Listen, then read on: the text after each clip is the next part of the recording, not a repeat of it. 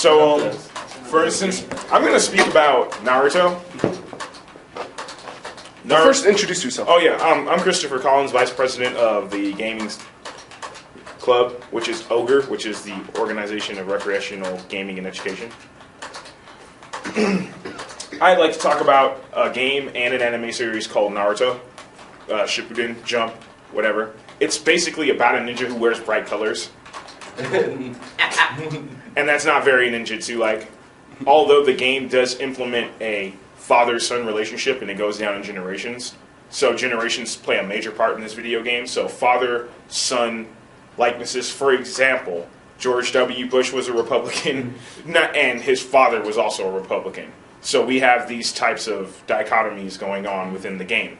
Now, you know, a little bit about the background of anime. This is very much about the Igatoga ninja who stayed within the mountains of Japan and the close relationships that these people have built. Therefore, the relationships in the game are a very big deal. That's why they have teammate play. We'll go into that some other time after we describe our, the genres and concepts and aspects that go into video gaming. But my issue is rock, scissors, paper versus checkers. In the first Naruto, you had a chance to push X, a sequence of buttons, before the other player did. And whoever pushed the right, they would give you a random button to push, X, triangle, circle, square, and they give you a list of them until whoever pushed the most would win the fight. In this game, it's like if you're open, you get hit no matter what, and it causes for a lot of cheesing. They now introduced online play that's great. Cheesing is when you do something that's legal, but not very fair. Typically a loophole within a game mechanic. That's cheesing. I'm glad we got that out of the way. Yes. No, cheesing for the record. We're going to be saying that a lot. Okay. And my issue is it gives you the right to cheese. And with a ranked system game that's basically an MMO, it doesn't seem very fair. And they're banking off of their notoriety as having a manga. That's not very fair to the player. So I hope in the next game that they have an integration or an option where you can play rock, scissors, paper or not. Or you can just play open match game where you can get open like Street Fighter. And as far as the future upgrades, going back to what I said about having family relationships and whatnot, that you can notice that if you pick two characters and they have a relationship, I think they should have special powers. And also, I think that when they come to the next year's gaming, this is going to be on my next podcast about Naruto, I want summoning trees. They summon animals, but they do not summon plants.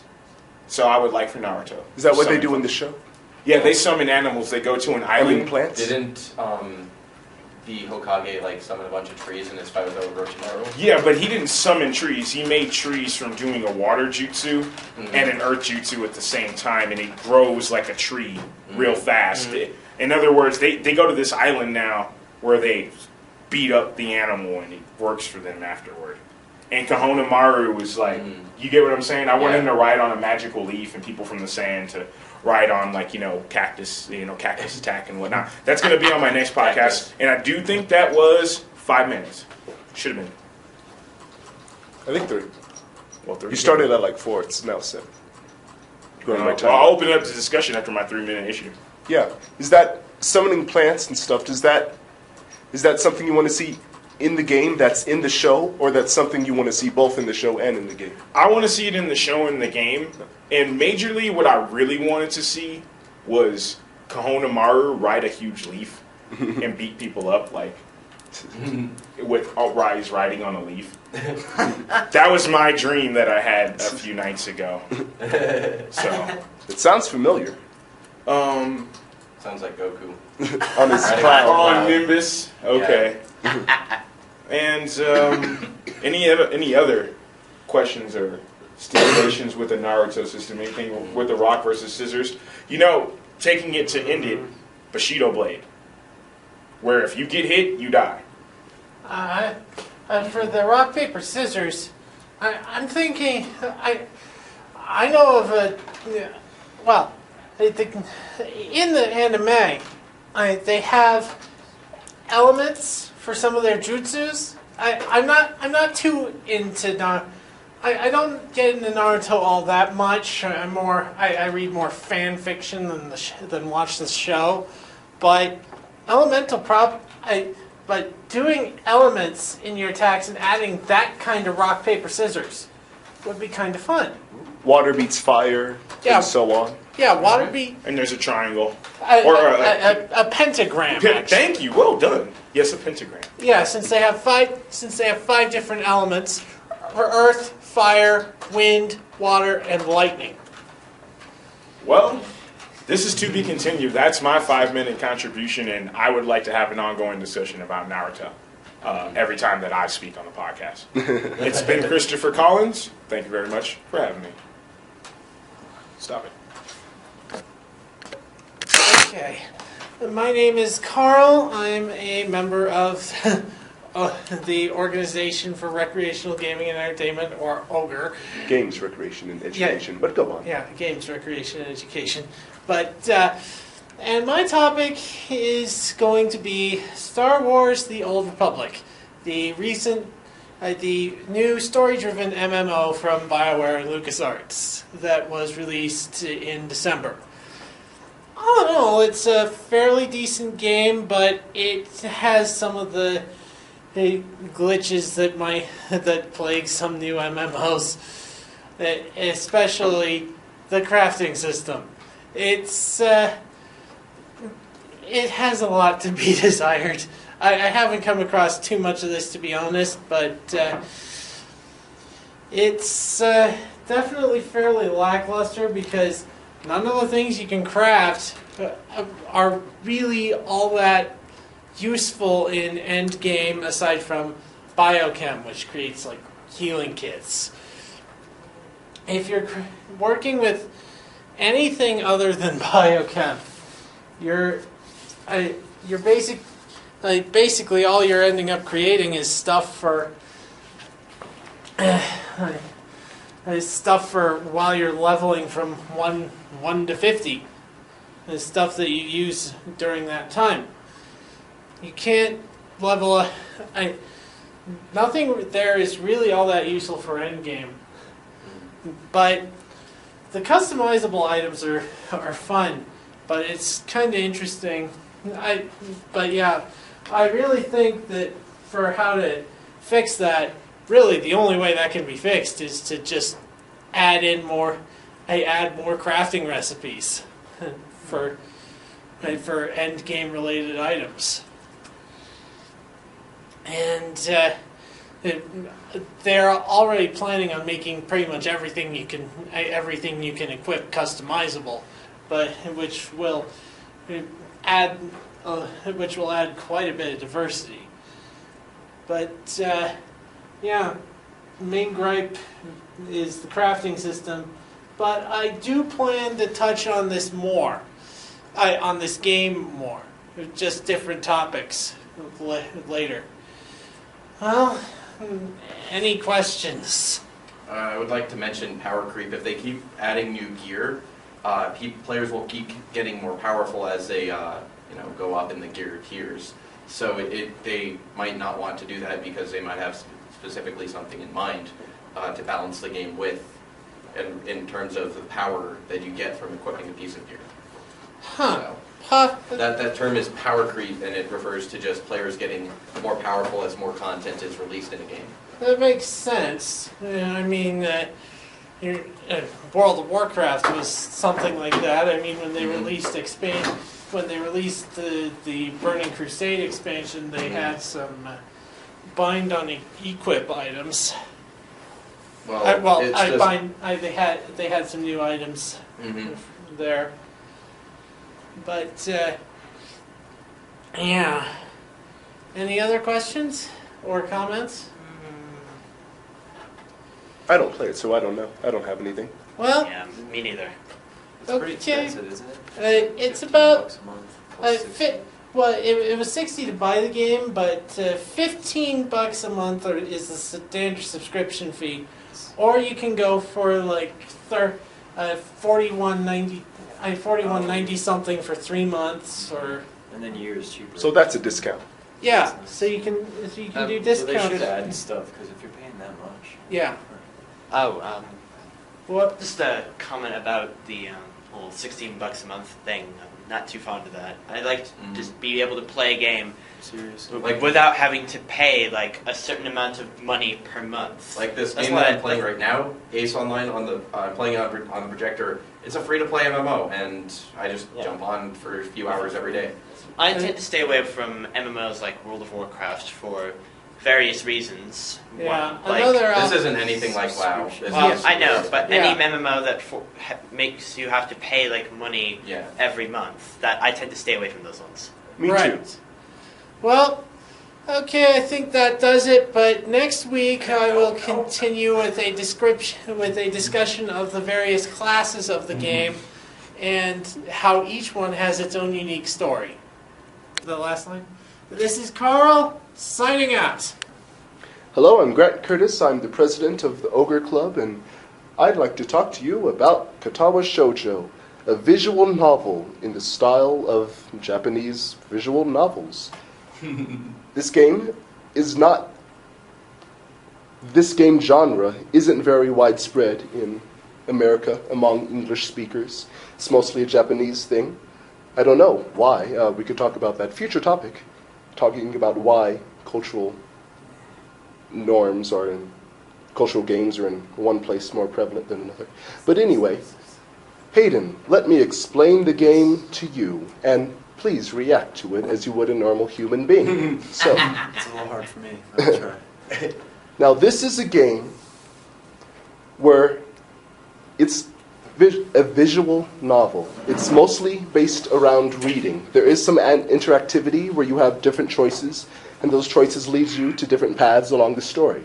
But essentially, it's like 5 different novels in one, with all the amount of dialogue and the paths and the story that you can experience in one playthrough. So, the game starts, you have a heart attack, you get released about, I don't know, years later. No, about 6 months or so. 6 months later, you miss a whole bunch of school. You're in high school, Japanese high school. You miss a whole bunch of school, That's a lot of and school. you have to go to a specialized institution, high school, for people with disabilities, physical disabilities. And your goal in this game is to find love among the environment that you're in, which is full of other disabled students. So at first glance, you might think this is some fetishistic thing, where you're dating girls with no arms or no legs or blind or scarred or whatever. And you may be right, thinking that the people who made this game were from 4chan, which is, if you know about anything about 4chan, Yeah. that's pretty much all you know about 4chan. Yeah, But it's actually not like that. So, that's good. I don't even know why you need to be here reacting to this, because I'm basically going to do the reactions for you. So, this game is not that. This game is actually a very beautiful story to be told. Now, it's similar to there is some nudity in this game and sex scenes in this game, but they are very well done. They are tasteful, like Michelangelo's David, or something like that. If you read a Stephen King book, there's, I don't know, I've never read a Stephen King book, but I suppose there are sex scenes in those books as regards sex scenes in books. Yeah. But there's, of course, a visual representation, but Or this is a everyone visual can novel. see. But it's all just still pictures. So, anyway, this is that game. And what do you think of the concept, Hayden? Well, when we first said I'm kind of like story-driven, like, I don't know, it kind of reminded me of when you were first talking about it, it reminded me of Mass Effect. Like, something like that, like, or even like Fallout or any kind of Oblivion. And I don't know, I'm not really into those kind of games where you just like sit back and you wait for people to talk and then you answer whatever out of the answers that they give you. I don't know, just I'm usually kind of the person who likes to just, I don't know, like Battlefield, like they throw you on the field and you go, you fight, and blow stuff up. You don't like being thrown onto the fields of romance to go love and kiss stuff up? Is that what you're saying? Well, maybe in like real life, but not really. You know, if it's a video game, I want to do something that I can't normally do all the time. Well, you're not normally I don't know. disabled and dating blind girls. I don't know, are you? That could happen. But anyway, enough of that confrontational Yeah, I mean, stuff. it sounds like a fun game for people who do like anime, and a lot of people do. I enjoy certain kinds. If this wasn't an anime, if this wasn't styled in the style of anime, if it was an American-styled game, how do you think you would feel about it? Probably almost the same way. I mean, it's the same kind of concept of gameplay, so it's, I don't know, still a little not fun, a little boring to me. Do you read many books? No. Oh, Well, I read, but I don't read too many books. Well, it depends. I don't know. I don't read too many books, but I found this to be enjoyable. But I like watching anime and seeing those stories being visually represented as well. Yeah. So maybe there's that. Maybe that's why I like the game, and That's cool. I mean, maybe that's why you don't. I always thought, like, when I was playing Mass Effect, like, if I was going to watch a movie, I'd watch a movie. You know, if I want to play a game, I would play a game. Not just sit there and, like, oh, wait, okay, just sit there for, like, an hour cutscene and say, okay, it's my turn to say something. You know, I don't know. I guess I'm just a different gamer. Future topic: story in video games and True. experiencing stories in video games, which Ian likes to talk about. There you go. So, I don't have a problem with story, really, but, like, Halo, you know, the first Halo, especially, you know, got really into it, but it really depends, you know. it is a good topic because there's how far do you go in the cinematic direction and how far do you go in the gameplay direction, and where's the balance between those, finding a good experience, telling a good story to the player. I've got something to talk about next one. Bastion. I think they've hit a pretty good balance between stuff. I've never played that game. No, I haven't either. We'll discuss it more probably because that's a whole nother topic. But that's Gatawa Shoujo. And if you like reading books, if you like experiencing love stories, maybe you'll like that game. Check it out. And if you don't, maybe you don't. But it is a You'll be a loser good like me. experience, an enriching experience that's handled well, tastefully. The characters are well developed, and it tells you a good story, and it makes you feel involved in the process, and it makes you feel. And I see what you did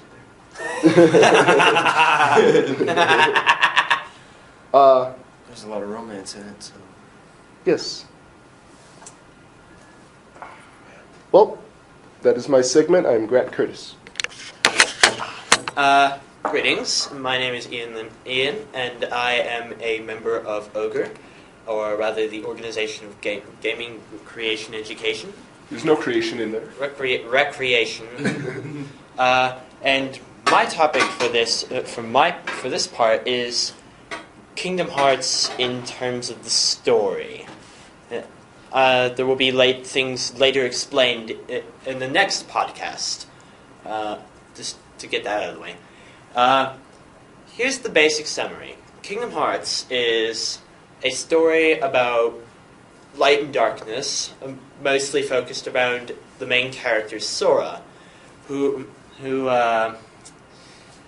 home is destroyed by said darkness, and he goes on an adventure to purge the darkness from multiple different Disney worlds, seeing as how this is a Disney game.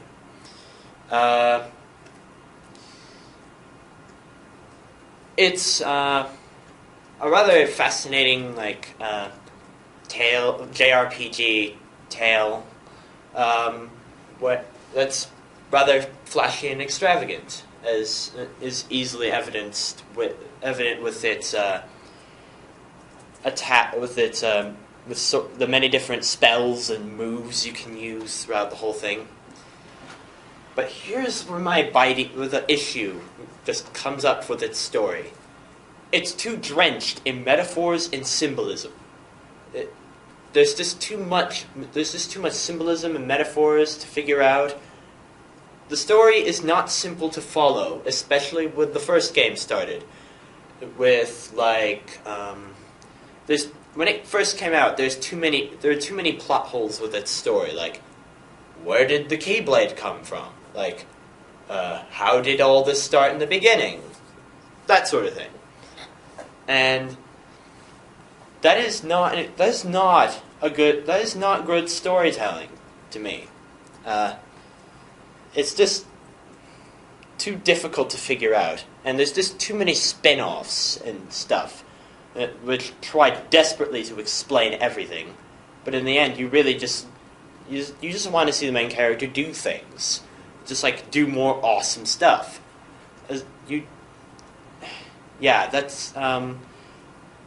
I propose that in perhaps the third game, which probably might not come out for another 2 or so years, maybe, seeing as how long this has been drawn out, just keep it simple. Try and wrap everything up.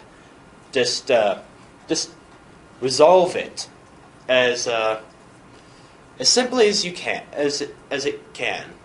The story is, and I would really like to see that in future installments of Kingdom Hearts. And there will be, and in the next podcast, probably cover my part. Will be covering the characters,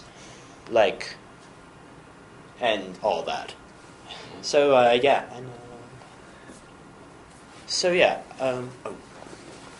any questions anybody has about this? I have a beef with Kingdom Hearts. Go ahead. My beef with Kingdom Hearts is that it takes itself too seriously. There's a mix between Disney and a Japanese company called Square Enix, which makes the Final Fantasy games. Which have been crap recently. Case in point, Final Fantasy 13, but we're not going to get into that. But anyway, you're flying around with Winnie the Pooh or whatever, and there's people who want to seriously kill you and do you grave harm. And you're just you're just a young child. You're just a kid, and I don't get why it has to take itself too seriously, and it fails at that. It fails at delivering any impactfulness. Because I go to a planet and there's a whole musical scene with Ariel. That's a problem I have. That's a problem I have with the second installment. There's too much pointless BS to the second visits, but we'll get into that another time. It's Disney. They're trying to plow all the money out of it. Anyway, it should really just figure out what it wants to be. If it wants to be dramatic, or if it wants to be a Disney movie, or if it wants to stop ripping off Star Wars. It wants to make money. Because seriously, you could equate a lot of Star Wars to Kingdom Hearts and get a basic gist of the plot. Case in point, Birth by Sleep. But again, this is another game in the series. Another spin-off, which we will get into at a later time. How many of the Kingdom Hearts games, have you played? Because I've only played. I've played Chain of Memories and some of Chain of Memories. I've played 358.5 Days, regrettably. I have played Birth by Sleep. I have not played Recoded or Coded or obviously the upcoming Dream Drop Distance, which is one of the dumbest names ever. I think they're all pretty dumb. Yeah, well, I think Dream Drop Distance takes first place for stupidest subtitle for a Kingdom Hearts game ever. But for any game ever. You got a point. I'll let you Google it. Anyway, any further questions? They have games on the PSP, or did you mention that? No. The Burst by PSP Sleep and the is DS, right? Burst by Sleep is for the PSP. 358.5 Days is for the DS, along with Coded and Recoded, I believe. They don't make any more PS3 or Xbox, do they? They don't make it. I'm pretty sure Kingdom Hearts 3 will be for the PS3. Okay, but they don't have any deals with Xbox or anything? I don't think so. Okay. So, as far as we know, it's going to be a PlayStation exclusive franchise. Wow. Well, besides the DS spin-off. Yeah. I'm surprised they don't make a 3DS game. That's Drain Drop Distance. Oh, okay. So they are. Anyone else? Any further questions, comments, concerns, last requests? No, I'm just kidding. Well, this has been my part. This is of the podcast. This has been Ian signing off. Hi, I'm Jonathan Cohen. I'm the, secretary of the Ogre Club at ACC. And I wanted to bring up the game Bastion. And Bastion, we saw earlier I think it was mid-2011. It was a game first released on the Xbox Live Arcade and then released for the PC. And this game does one thing really well, and that's to tell a story to the player through gameplay more than through shoehorn things like cutscenes and other, like, just on top things. So in Bastion, the entire game is narrated. Based off what you do, the narrator says stuff based off what you do. It just starts out with you waking up in bed and the entire world's gone to heck. And basically, just the ground starts to float and it just starts to come up underneath you as you walk forward. And you move from room to room, gathering items, killing enemies, and the entire thing is based off the story, which is one guy, Rux, is trying to restore the world, and you're basically his soldier boy. You just go around destroying everything for him, getting him the items he needs, and rescuing other survivors of, what was it called? I forget what the big name of the cataclysmic event was. You played this game? I played it, and it's like... It's not important. It's not an important thing, but basically he's trying to undo the big bad cataclysm thing. And so you go around gathering crystals and shards for him. And since the entire game is narrated, it doesn't break gameplay. When you're doing stuff, it doesn't break the gameplay just to have a voiceover. It keeps the flow of the game going. I don't believe the game actually stops anywhere and forces you to do something. Except for the two choices at the end, and that still is just not really part of the gameplay at that point, though it does change what happens in the last level. But the story never breaks the flow of the game, and that's an important thing, and that's what a lot of games get wrong, is they constantly have these cutscenes, and you're going through the levels, you're doing great, and you're having fun, and then all of a sudden, bam, everything stops, and then you just get to listen to story for 10 minutes. And not every player wants that. I think Bastion did a great job giving gameplay to those who want gameplay and giving story to those who want story. And while there's some things that it did fall short in, I would have liked to see more things with the customization and actually having like a status page like a lot of RPGs do. In Bastion, unfortunately, you didn't even get to see your numerical max health. They completely skimped on all that, but they still made a solid game nonetheless. Anyone else want to comment on Bastion? I would like to comment on an example I can think of regarding how it explained the story through gameplay. Mm-hmm. I would like to explain Borderlands because, while it did have many cutscenes, there are very few cutscenes in Borderlands, and it's mostly explained through pretty much every important character you've met on your travels, such as characters like Patricia Canis or Commandant Steele. I felt that Borderlands did very nicely in regards to explaining gameplay without drenching with cutscenes, which is with games like Uncharted have done, or Devil May Cry, albeit a bit extravagantly. And that's pretty much the only example I can give. Well, one thing I would say that Borderlands did is, just like Bastion, they did a lot of stuff through voiceover. They didn't have a lot of just stop and do cutscene. That was mostly in the beginning of the game, and by then the pace of the game wasn't even set. So they really didn't intrude on their own pace with the cutscenes because they didn't set the pace in the beginning of the game. And then further on, everything's done through voice logs and voiceovers and stuff. So Yeah. they're using a similar approach to what Bastion did. That's though true. not It's as pretty much. easy to miss some of the story though in Borderlands. Yeah, because Yeah. you have to do all the side missions. Yeah. But I didn't like the part in Borderlands where it's just like you don't get to go into the vault. It's you don't. And that was the biggest disappointment. Oh, I you had. just did a huge spoiler for anyone who hasn't played Borderlands. Oh, I'm Yeah, sorry. really. 'Cause Spoiler. that was a big thing about the thing is whether or not you even find the vault in the first place. It looks like it was it's not some vault. It was, Spoiler alert. Spoiler alert. spoiler alert. Sorry. Spoilers For the The second vault one. seems more like a gateway to a different dimension, which it would Yeah. explain the evil tentacle macabre monster. spoiler. Okay, too much Again, spoiler. Sorry. it's an old What game game are you from talking about? 2009. Still, there's It's still not like people who might not have played it, and especially since it has a sequel coming out soon. I'm truly sorry. I for those think people. that's enough for this one, though. So this is John Cohen signing off.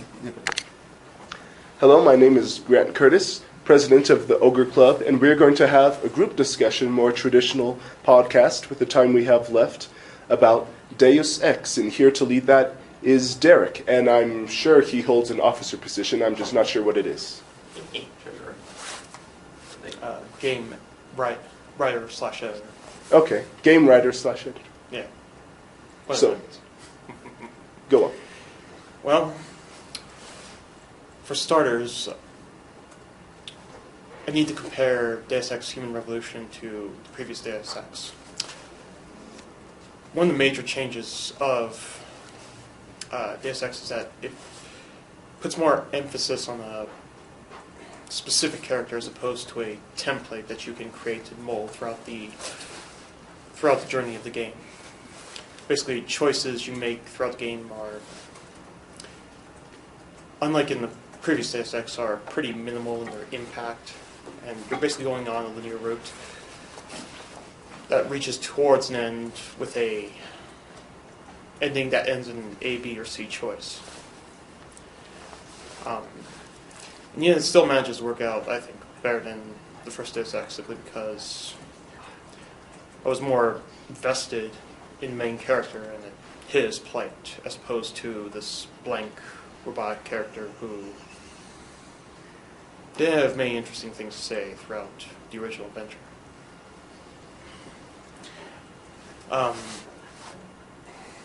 I wouldn't say it's really a compromise, but the level design is also radically different than the previous Deus Ex. In the original, all the levels had a kind of a logical layout. You know, you enter a door, you were expected to go through, you know, a living quarters or a lobby that, you know, seemed logical in its layout. Here you have to, in order to reach certain places, you have to crawl through air ducts, and it's not terribly natural. I actually disagree because a lot of the levels were really open. I never felt like I was forced into one path. I think a good example is the gang part in the beginning of the game before you leave the city the first time. And you have to disable a transmitter in some gang territory. There's multiple ways to get through the gang territory to get to the transmitter. And depending on whether or not you want to engage the gang members, if you want to kill them or just avoid them, there's multiple paths through almost every level in the game, depending on how you want to get through the level itself. I never felt like I was railroaded into going into the air ducts and whatnot. I did play through a stealth playthrough, and then I played through a combat playthrough, and in each one I took completely different paths through the game. I don't think I used the same areas, besides the hub areas that you're supposed to go through multiple times. When you're actually deciding how to get through levels, I don't think I used the same area twice in those playthroughs. Well, in some places, yes, there are multiple routes to go through, and it still allows you to choose a play style that fits those right well, except for the boss battles, which I guess we'll get to later. Yeah, those were something different. Yes, they were indeed. Mm-hmm. But in regards to the actual, like, Detroit City itself, to get to some apartments, you have to do some elaborate set up like stacking crates on top of. No, because when you're getting into the apartments, you can actually get a code from an NPC and go right through the front door. You don't have to go around or on top of the building in order to get in. If you talk to certain NPCs, you can get the codes for doors and stuff and not have to go in the really long routes. Even the intro level had multiple paths through it. So Which apartments are we talking about here? when you have to go, when the guy I think it's with the guy who's giving out the antidote drug or whatever, in the very beginning asks you to do something to somebody else's apartment. You go in and then you find out somebody's been trailing you and they break into the apartment after you're in. There's multiple ways to get into that building. On that section, yes, but I think I remember a particular part where one entrance had to involve moving a dumpster in order to get in. Another involved going through an air duct and possibly using a high jump maneuver to get over. And it just seemed all, not logical in the way it was set up. It's not how you actually access, an actual apartment. Well, it's if you're trying to sneak into an apartment, then yeah, that would. But I don't think you were in this part, at least. Which part? If you could remember. So I think there might have been a part in China that sounds familiar too. I'm trying to remember the specific mission, but can't at the moment. All right then. Might have to do with we have to break into the certain gangs, the certain gang members' apartment, and it's basically guarded by various gang members that you have to either sneak by or kill. And getting not to the room, but to the actual apartment itself was, needlessly complicated. So, no one else wants to talk about Deus Ex? I've never played it, so I don't have anything to really contribute to this discussion other than questions about how the game is and if it's good or not. Is this the newer one? yes, Yeah, it is. Human Revolution. Yeah. A lot of people like the old one. Before the new one came out, a lot of people kept telling me about how good the old one was. So. Every time you mention it, somebody reinstalls it. Yeah. Well, it certainly was interesting in the way it was designed. It basically allowed for multiple playstyles, although the thing about this design is that the combat always gets the shaft when it comes to, being the more interesting style, or being as interesting as the stealth style. But then again, there's all the rules for a stealth style, like killing somebody versus not killing them. You have lethal and non-lethal weaponry. You could, I don't think that you can't kill somebody with lethal weaponry. If you shoot them enough, they're going to die, I believe. But I know some games did it where you could disable people with lethal weapons or kill them.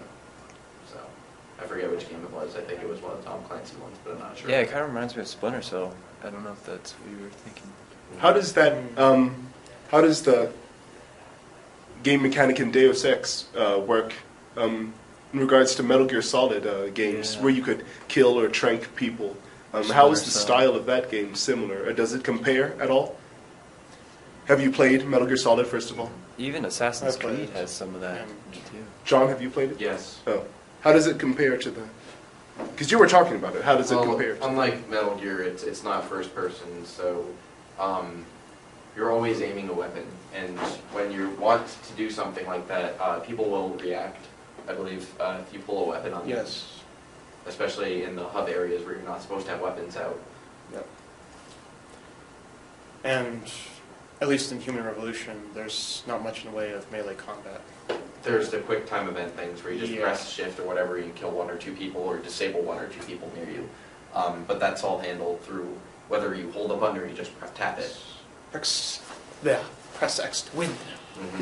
Because Metal Gear Solid is a more stealth-oriented game, whereas Deus Ex, can you do stealth or not, You can do a lot of you'll stuff. turn out fine. You can cloak, you can... Well, there's a lot of playthroughs of people just going through the games, not getting detected once. They utilize the stun weapons quite a bit because they don't kill people; they just disable them for a while. And it's possible to get through the game without killing a single enemy, besides the bosses. That's what Metal Gear Solid is all about. Even the bosses, you could tranquilize them. That's what Metal Gear Solid is all about. So it seems similar enough. Well, at least in Splinter Cell Guns of the too. Patriots, I think you had to kill the bosses in that game. In which one? In Guns of the Patriots. Oh. Metal Gear Solid PS2? 1. No. Or that's You could do it without killing the bosses You could? in that one. Huh. Okay. Yeah. You could tranquilize everyone, even the big mechanical things. But it's nice of them to shed their mechanical suits so that they can allow you to shoot them. It's like Crisis kind of had like that nano suit thing. Crysis is another one of those similar games you could sneak by without killing anyone, I think. Just using the suit's cloak function. is Yeah. so fun. Crysis is one of the more fun games that has both a stealth and non-stealth approach, just because they give you so much power to play with. Oh, are they playing Borderlands? Yes, they are. That's another game we could talk about, too. We did, didn't we? We did, but even more. We mentioned Borderlands. Borderlands in our Borderlands, yes. Ian segment, or John's segment? Yeah. One of those. Ian or John's segment, we John's mentioned segment. Borderlands, and John's now we're segment. playing it. Yes. It's like a combination of first-person shooter role-playing game, which I think It's Diablo 2 with guns. If anyone's played Diablo 2, it's like I one of think the... more games should try something like Borderlands did. Did you mention that Borderlands had a lot of cutscenes, or that they didn't have enough? They didn't have that many cutscenes, which I felt didn't break the flow. Which I felt did not break the flow, and it was very nice. All the story was pretty nicely explained, the missions, etc. My favorite thing about Borderlands is how you feel connected with some of the side characters, not the characters you're playing as, Yeah. but some of the side characters. For example, you're supposed to find these videotapes Yes. of a certain person, I- and you go all around finding them, and whenever you find one, it plays it. And so in the background, while you're driving around, you see Shooting these everything. characters, Yeah. you hear the I videotapes. personally liked Patricia Tannis's echo recordings because you get to see how she became such a crazy lunatic of a scientist. You get to see her slow descent into madness through her videotapes one at a time. That's funny. But this is Sparta, not madness. I know, I had to make No, I had to make why did you have to make the jokes? One thing I do.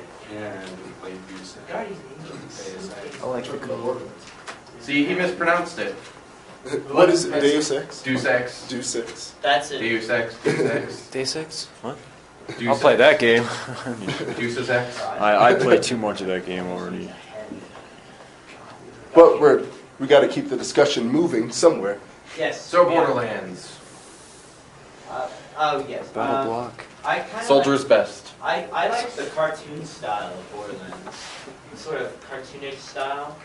It's really nice to see, rather than the sort Really of realistic. gritty realistic crap from Modern Warfare, Oh, which is God. incidentally one of the games that was brought along. Please no more. It's a little bit more colorful than that game's It is. most. Slightly Okay. more colorful, slightly. At least the bus is blue. And at least I liked on the PC version you could turn off stuff like depth of field and bloom. It kind of overpowers the rest of the graphics. There is one character I do not like in this. Sort of don't like. Claptrap. Claptrap. Who is interesting. I liked the DLC. Claptrap's yeah. new robot. The Ninja thing. Yeah, the interplanetary ninja assassin Claptrap, where you get to shoot the little thing. You get to shoot all the Claptraps who are trying to revolt against Pandora. I think this is. Wait, do we have two controllers or just one? One. I have another controller. Sweetness. Thank you. But what I didn't like about Borderlands, it's the kind of game where you could play it over and over again, and I did. But every single time, you have to go through the beginning of the game, which is to be expected. But there's this tutorial sequence, which is what we're playing through, right now. And it lasts a little bit of time. It's not too much, but it's just kind of Annoying. grating to do that over and over again Which one? in order to progress. The one on the left. No, just I'm going from that control. A shorter tutorial would have probably benefited the game. There's no need. It's not too complicated. Okay. You carry a few guns, you shoot things. Oh, here we go. It's not Maybe too joined in. I complicated, think I but just joined it. I don't think it needed that much of a tutorial. No, I guess not. The most grating thing about this Don't tutorial exit, save first. So get to the thing and save. 'cause you- Saves is that you No, it have to doesn't. wait and watch certain Yes, get to events. the pole first so you don't You have see to do something the like there's a gate that you can't pass through, and then some cars drive, and I guess that's how you get that there are cars in this game, but it didn't really need to make you stop and show you like 5 cars going before you even get a car. You're nowhere near the point of getting And- cars. You're just learning how to move right now. And when you get a car, the physics are just. Ugh. I hate the car physics. Just Now we can exit. Drives kind of like a forklift. You can't really. floaty. really floaty. It's like Pandora's gravity is not like Earth's gravity.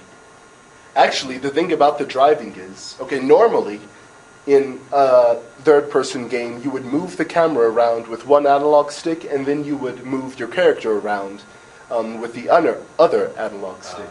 And in this game, with the driving, you steer by moving the camera around. And you can't steer independent of moving the camera. So basically, one of your sticks is useless, I think, and the other stick for controlling the camera is how you move the car around. And that was a little bit jarring to me in respects of most driving games where you would drive in third person. You would normally be able to move your car independent of the camera, but in this game, you can't really do that. I thought it was the same that the original Halo did. They had the same thing where you used one stick to turn the car.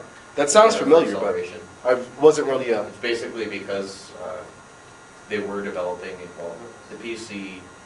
It makes more sense on the PC when you turn with the mouse and you accelerate with the W. Oh. that makes Seriously? sense. Did we not get split screen? Because this game, split Wait. screen isn't enabled You yet. gotta wait first. Doesn't it? No, actually, you have to go back out. No, we did go back out and enter split screen mode. Oh. Well, I forgot. They're trying to get split screen up right now, and I forgot how to actually enable that. So they're trying to muddle their way through that, and they should be talking. No, we shouldn't be. No, online. No, we shouldn't. We're still podcasting. What do you mean you Turning should on my be? sensitivity. Online. Oh I want my it's gotten camera a lot will be bigger No, recently. that didn't do yours. It did mine. I think. You should keep talking because we're still The podcasting. sensitivity affects both. It does. I think a lot of people Well, keep it up. almost So I require think it that turned for quick. like a lot of games. So you're pretty stupid. There's either Think of it like multiplayer or that. there's games like Skyrim or just single player. So I guess they're too Okay, involved there we in the game to talk, and I'm not gonna fill up this entire 10 minutes left with my talking. So I'm gonna end the podcast here. Thank you for listening. See you next week.